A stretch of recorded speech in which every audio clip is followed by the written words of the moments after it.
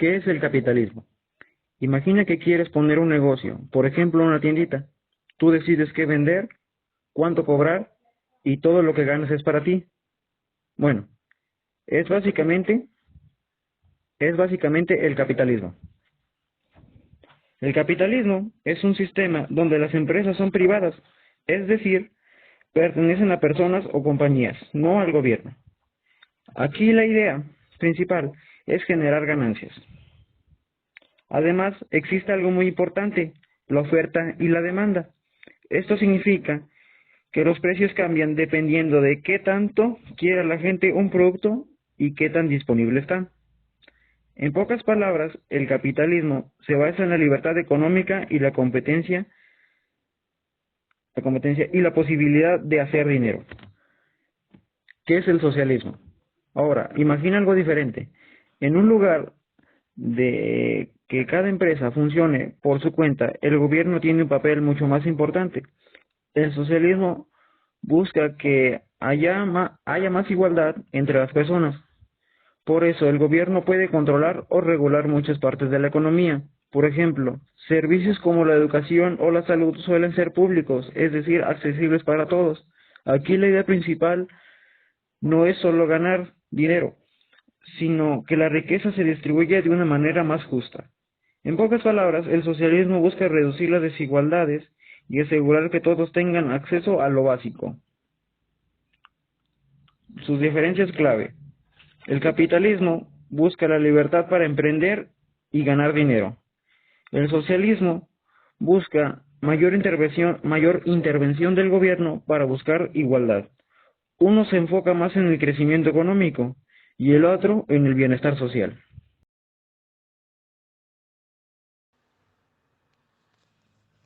Hola a todos, soy Héctor Manuel Zorrilla Salazar. Bienvenidos al episodio de hoy. Hoy vamos a hablar de uno de los periodos más influyentes del siglo XX, la Guerra Fría. Se desarrolló aproximadamente entre 1947 y 1991 y enfrentó a dos superpotencias, los Estados Unidos y la Unión Soviética. Fue un gran conflicto, fue algo que junto a sus respectivos aliados, pues a pesar de que no hubo un combate directamente, o sea, es que fue algo muy curioso, porque no fue una guerra como tal, no hubo como si fuera la Segunda Guerra Mundial, la primera, por ejemplo, que son claros ejemplos de guerra. No, esto fue una guerra entre ambos países que existió una intensa rivalidad política, económica, militar y cultural. Era más rivalidad que nada. Se caracterizó por la carrera armamentaria, la propagación del comunismo, fue cuando empezó luego de los comunistas y el capitalismo, por el mundo, conflictos directos en países terceros y la carrera espacial como uno de sus símbolos más icónicos. Todo terminó con el colapso de la Unión Soviética. Todo se desplomó. Bueno, para la Unión Soviética, dejando a Estados Unidos con la única superpotencia global. En sí, esta guerra solo no fue guerra como tal, solo fue como un conflicto no bélico que empezó a competir más que otra cosa en ver quién era la mejor potencia y quién ofrecía más, tratando de llegar, por ejemplo, a hacer avances tecnológicos, aeroespaciales y demás, y desplomándose en el proceso la Unión Soviética, dejando como único y ganador y vencedor a los Estados Unidos. Ahora, pues sería todo. Mi nombre es Osiris Leonardo y voy a presentar los conflictos árabes y la guerra de Corea. La historia de las guerras en Medio Oriente están marcadas por el conflicto árabe-israelí desde su fundación en 1948. Tras el finalizamiento de la Segunda Guerra Mundial, se propuso la creación de un Estado en Medio Oriente, con el propósito de albergar a todos los refugiados judíos tras el Holocausto. Esto se vio reflejado en el desplazamiento de 700.000 palestinos, siendo conocido como el Nakba.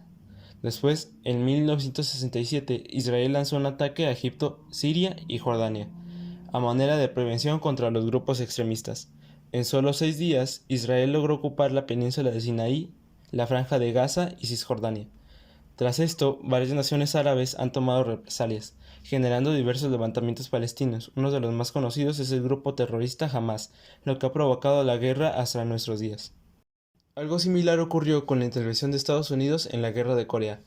Ese fue un conflicto armado que inició en 1950 y terminó en 1953, originándose por la división del territorio coreano después de la Segunda Guerra Mundial, formando dos bloques: el lado comunista en la zona norte, apoyado por China y la Unión Soviética, y el lado occidental y capitalista en la zona sur, sustentado por Estados Unidos. En junio de 1950 comenzaron las primeras invasiones a los territorios enemigos, con el objetivo de tener un control total sobre la península e imponer su sistema. Después de 3 años de lucha, se firmó un tratado armístico el 27 de julio de 1953. Aunque no se firmó un tratado de paz, sí se logró obtener un acuerdo fronterizo y el reconocimiento de las dos naciones. Hasta el día de hoy, las dos Coreas siguen divididas y sus tensiones militares y políticas continúan. La historia de Vietnam en el mundo bipolar comienza con una fractura. Tras independizarse de Francia en 1954, el país fue dividido por el paralelo 17. Al norte teníamos una república socialista apoyada por la URSS y China, y al sur un régimen capitalista respaldado por Estados Unidos. Lo que comenzó como una guerra civil pronto se convirtió en un símbolo máximo de la resistencia contra una superpotencia. Estados Unidos entró a este conflicto impulsado por la teoría del dominio. Washington creía que si Vietnam del Sur caía ante el comunismo, toda Asia sudoriental seguiría el mismo camino.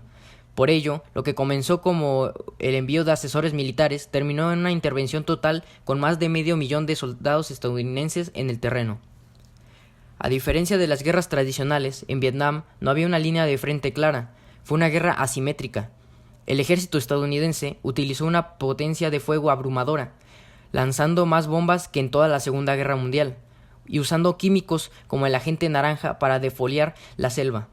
Sin embargo, se enfrentaron al Vietcong, una guerrilla que dominaba el terreno, utilizaba trampas artesanales y se movía por una red de túneles subterráneos que se extendía por cientos de kilómetros. Esta fue la primera guerra televisada de la historia. Las imágenes de la brutalidad del conflicto llegaron a las salas de las casas en todo el mundo, provocando un rechazo social masivo dentro de los propios Estados Unidos. En 1973, tras años de estancamiento a la ofensiva del Tet, las tropas estadounidenses se retiraron. En 1975, Vietnam se reunificó bajo un gobierno socialista, marcando un antes y un después en la Guerra Fría. La tecnología y el dinero no pudieron vencer a la determinación de una guerrilla local, apoyada por el bloque soviético. Si Vietnam fue la guerra caliente más larga, Cuba representó el momento en el que el mundo estuvo más cerca de la aniquilación total.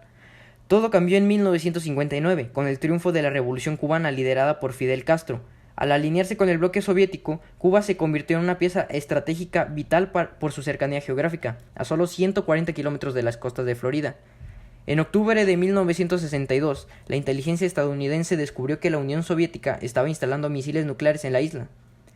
Para el líder soviético Nikita Khrushchev, esto era una forma de equilibrar el tablero, ya que Estados Unidos tenía misiles en Turquía apuntando a Moscú.